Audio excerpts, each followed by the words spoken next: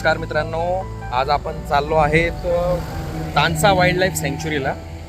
शनिवार आहे आज। मी ड्युटी करून संध्याकाळी 6:30ला कल्याणवरून निघालेलो आणि 10 गावला पोहोचलो आहे। म्हणजेच हा जो आहे इकडे दिसतोय तो मुंबई नाशिक हायवे आहे आणि तिकडनं 10 गावपासून एक टर्न आहे। हा तो रस्ता आहे आणि याच रस्त्याने आता पुढे मी तानसालाही जाणार आहे। आणि खरं तर पुढे जाऊन 8 ते 20 किलोमीटर आणि आटगावपासून पण जाता येतं, पण हा रस्ता जो आहे ना, हा एकदा गेलो आहे आणि जंगल वगैरे आहे, तर त्यामुळे मी हा रस्ता प्रेफर केला आहे। आता संध्याकाळचे जो 7 वाजण्यात आले तरी मी एक 45 मिनटात तिथं पोहोचण्याची शक्यता आहे। चला। तानसा अभयारण्य हे मुंबई आणि जवळच्या इतर शहरांना पाणी पुरवठा करणाऱ्या तानसा जलाशयाच्या क्षेत्रातील अभयारण्य आहे। 1970 साली स्थापन झालेल्या या अभयारण्याचे क्षेत्रफळ जवळजवळ 304 चौरस किलोमीटर एवढे आहे। तानसा वन्यजीव अभयारण्याची ही जी हद्द आहे ही ठाणे जिल्ह्यातल्या भिवंडी आणि शहापूर तालुका तसेच पालघर जिल्ह्यातला वाडा तालुका अशा 3 तालुक्यांमध्ये या वन्यजीव अभयारण्याची हद्द पसरलेली आहे। सूर्यमाळ हे प्रसिद्ध थंड हवेचे ठिकाणसुद्धा याच अभयारण्याच्या एरियात येते। त्याचप्रमाणे ठाणे जिल्ह्यातील सर्वात उंच शिखर आहे माहुलीगड, जिथे बरेच लोक ट्रेकिंगसाठी जातात, ते सुद्धा तानसा वाईल्ड लाईफ सँच्युरीचाच भाग आहे। मुंबई शहर, भिवंडी, वाशिम, कल्याण असा जास्त लोकसंख्येचा प्रदेश जवळ असताना सुद्धा तानसा अभयारण्याने आपला निसर्ग अतिशय सुंदररित्या जपलेला आहे। तसेच आपल्याला एवढ्या मुंबईपासून एवढ्या जवळ हे ठिकाण आहे की तुम्ही इथे 2 तासात पोहोचू शकतात आणि संपूर्ण दिवस इथे व्यतीत करू शकतात। तसेच तुम्हाला जर मुक्काम करायचा असेल तर तुम्ही अभयारण्याच्या जवळ जो लेक आहे, तानसा डॅम आहे, तिथे तुम्ही कॅम्पिंगसुद्धा करू शकतात। अन्यथा तिथले फॉरेस्ट गेस्ट हाऊससुद्धा तुम्ही आधीच बुक करून तिथेसुद्धा तुम्ही स्टे करू शकता। या अभयारण्याच्या परिसरातील जे रस्ते आहेत, म्हणजे जे तानसाकडे येणारे रस्ते आहेत, जसं की तुम्ही भिवंडीकडून या किंवा वाड्याकडून या किंवा वाशिम साईडने या किंवा तुम्ही दहागाव साईडने या, हे सर्व रस्ते अतिशय सुंदर आहेत मित्रांनो। म्हणजे तुम्ही त्या रस्त्याने जर प्रवास केला, तुम्हाला दोन्ही बाजूला घनदाट जंगल तुम्हाला दिसणार आहे। आता मी पावसाळ्यातून जातो आहे तर तुम्हाला तो दिसतोच आहे की किती सुंदर असा हा प्रदेश आहे। त्यामुळे नक्कीच हा प्रवास तुम्ही एन्जॉय करा। पण जर तुमच्याकडे व्हेकल नाही आहे तर तुम्ही आटगाव स्टेशन येथे उतरून तिथून रिक्षा करून इथे पोहोचू शकतात। रात्रीच्या 8:15 वाजेपर्यंत मी फॉरेस्ट गेस्ट हाऊसला पोचलेलो आहे। हां, सगळ्यात मेन गोष्ट म्हणजे मी आता जिथे थांबलो आहे हे आहे forest guest house Tansa wildlife सँच्युरी। आणि याचं जे बुकिंग आहे मित्रांनो, ते तुम्हाला ऑनलाईन नाही करता येत, तर तुम्हाला जे deputy conservator of forest Naupada Thane पश्चिम येथे जे कार्यालय आहे तिथे तुम्हाला पहिले जाऊन ऑफलाईन बुकिंग करावे लागते, तेव्हाच तुम्हाला इथे राहता येऊ शकते। कोणताही ऑनलाईन मोड इथे बुक करण्यासाठी नाही आहे, तुम्हाला तिथे जाऊनच बुक करता येतात।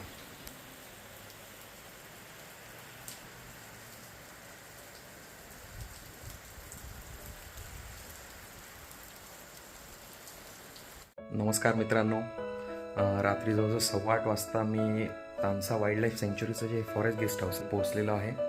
आणि बघू शकता तुम्ही, ही जी आहे ही फॉरेस्ट गेस्ट हाऊसची ही रूम आहे।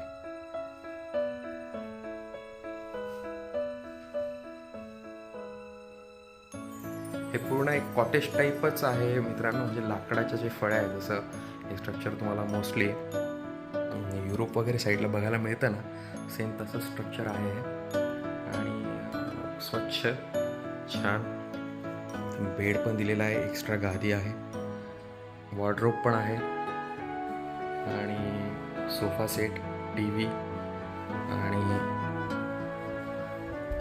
आतल्या साईडला इकडे बेसिन,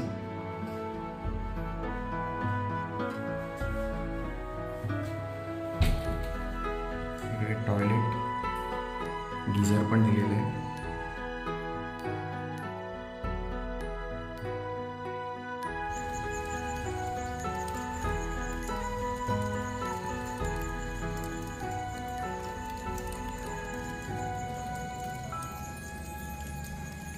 फॉरेस्ट गेस्ट हाऊसचे जे केअरटेकर नेमून दिलेले असतात मित्रांनो, त्यांना तुम्ही स्वयंपाकासाठी सांगू शकतात. ते तुम्हाला नाश्ता, रात्रीचं जेवण, दुपारचं जेवण याची उपलब्धता करून देऊ शकतात.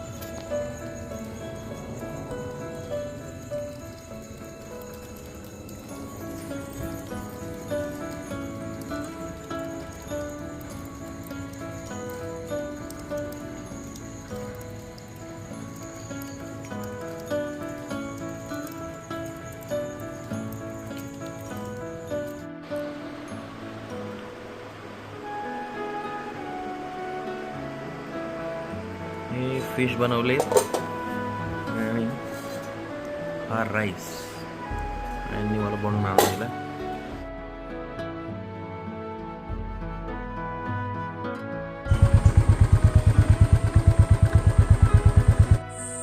हे बघा मित्रांनो, BMCच्या अंडर हे तानसा डॅम जो आहे तो येतो आणि ते स्पष्ट लिहिलं आहे की या परिसरात छायाचित्र आणि चलचित्रांना सक्त मनाई आहे आणि परमिशनशिवाय इथे आज जाता येत नाही, त्यामुळे आपण डॅमवर जाऊ शकत नाही. गुड मॉर्निंग मित्रांनो.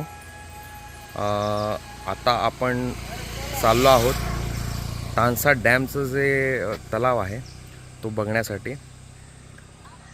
हा जो रस्ता आहे हा आटगाववरून येतो. आटगाववरून एक 10-12 किलोमीटर अंतर कापल्यानंतर आणि या साईडला जो आहे तानसा डॅमकडे रस्ता जातो आणि इकडे वाड्याकडे रस्ता जातो.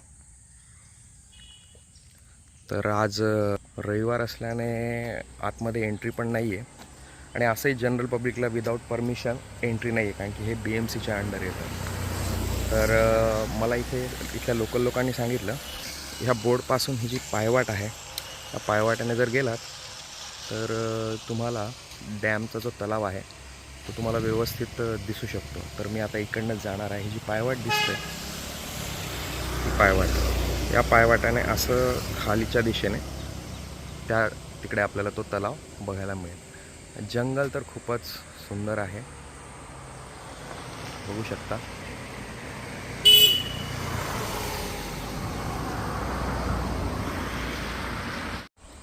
तानसा येथील वन कर्मचारी यांच्याकडून मिळालेल्या माहितीनुसार इथे हरणे, वानर, रानडुकरं आणि घोरपडी ह्या जंगली शाबतांचा इथे वावर असतो. त्याचबरोबर हे अभयारण्य खास करून पक्ष्यांसाठी प्रसिद्ध आहे. म्हणजे ज्यांना वाईल्ड लाईफ फोटोग्राफीची आवड आहे किंवा बर्ड वॉचिंग ज्यांचा छंद आहे त्यांच्यासाठी पण ही वाईल्ड लाईफ सँक्च्युरी जी आहे हा एक चांगला ऑप्शन आहे.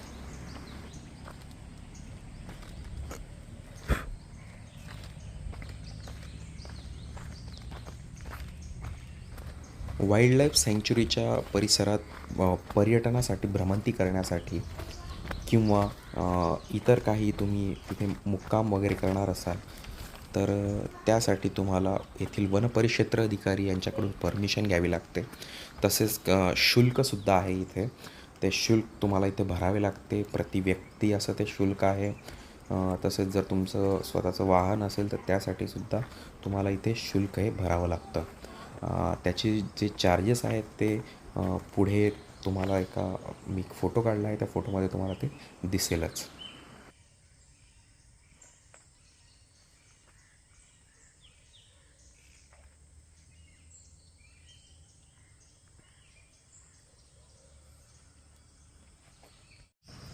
पुढील 15 सेकंदाचा व्हिडिओ जर तुम्ही काळजीपूर्वक बघितला तर तुम्हाला इथे एक साप नजरेस येईल, जो ॲक्च्युली व्हिडिओ काढताना मला दिसला नाही, पण नंतर आता मी बघतोय तर मला कळलं की इथे साप आहे. बघा, तुम्हाला दिसतो का इथे साप?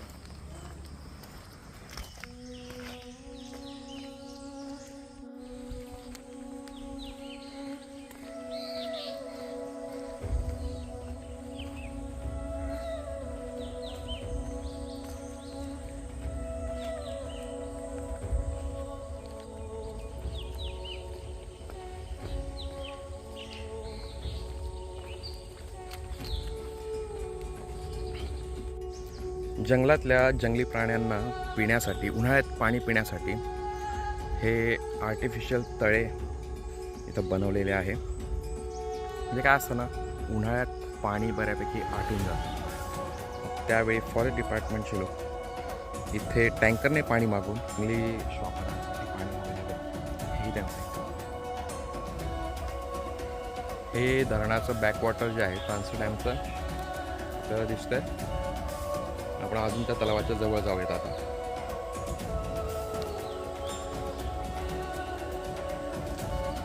मित्रांनो इथे डास खूप आहेत, त्यामुळे इकडे पावसाळ्यात वगैरे येताना एक काळजी घ्या की फुल स्लीवचे शर्ट्स घालून इकडे या. बघू शकता wild life, Tansa wild life sanctuary, आणि त्या सँक्च्युरीमध्ये हे तानसा लेक, तानसा डॅमचं बॅकवॉटर. रिमझिम रिमझिम पाऊस पण चालू आहे. मित्रांनो ही तुम्हाला जी दिसते ना ही लाईन, ती आहे डॅमची भिंत. तर तुम्ही जर परमिशन घेऊन गेलात जरी ना तर तुम्ही जास्तीत जास्त त्या वॉलपर्यंत जाणार आणि तिथून पण तुम्हाला हाच नजारा बघायला मिळेल जो ह्या स्पॉटवरून तुम्हाला बघायला मिळतो. बघा दूर दूरपर्यंत या बॅकवॉटरचं जे पाणी आहे ते पसरलेलं आहे आणि आपण त्या तलावाच्या एका किनाऱ्याला बसून हे सगळं नेत्रसुख एन्जॉय करतो. जंगल पण तेवढंच आहे, पाऊस चालू झालेला आहे त्यामुळे पण थोडी व्हिजिबिलिटी जी आहे ती कमी. तुम्हाला भुरसट जे दिसतंय ते दुसरं काही नाही, पाऊसच आहे, त्यामुळे ती व्हिजिबिलिटी कमी आहे. बघा मी तुम्हाला जो आडमार्ग सांगितला त्या मार्गाने तुम्ही आलात बरोबर तुम्ही तलावाच्या काठाशी बसू शकतात.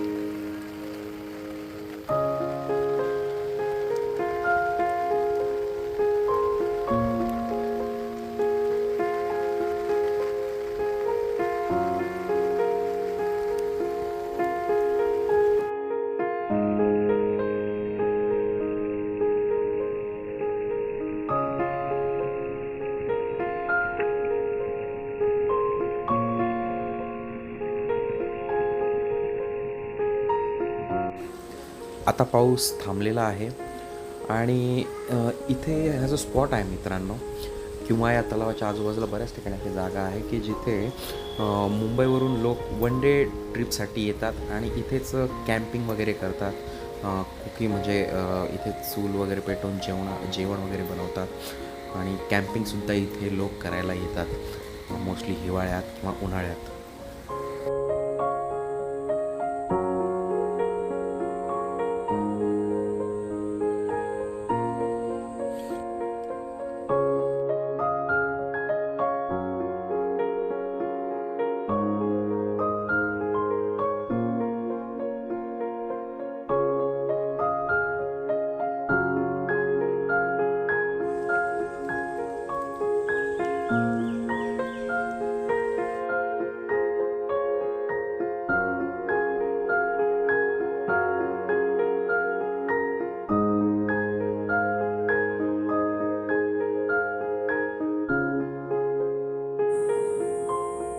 चला मित्रांनो, आता आपली निघण्याची वेळ झालेली आहे आणि मी आता परत काल रात्री आल्यामुळे तुम्हाला व्यवस्थित जो रूट दिसला नाही, तर आता आपण दहागाव मार्गे वाशिंदला निघू आणि तिकडून कल्याण जाऊ. तो रस्ता पण बघण्यासारखा आहे कारण की जंगलच आहे. तर चला आपण आता त्या रस्त्याने जाऊयात.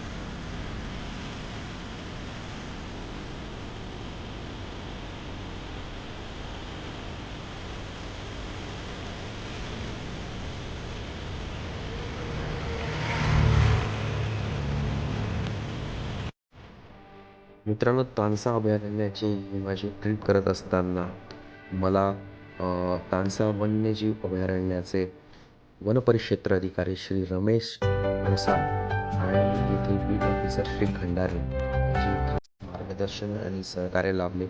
त्याबद्दल मी त्यांचे आभार मानतो या व्हिडिओ. तसंच आता आपण निघूयात परतीच्या मार्गावर.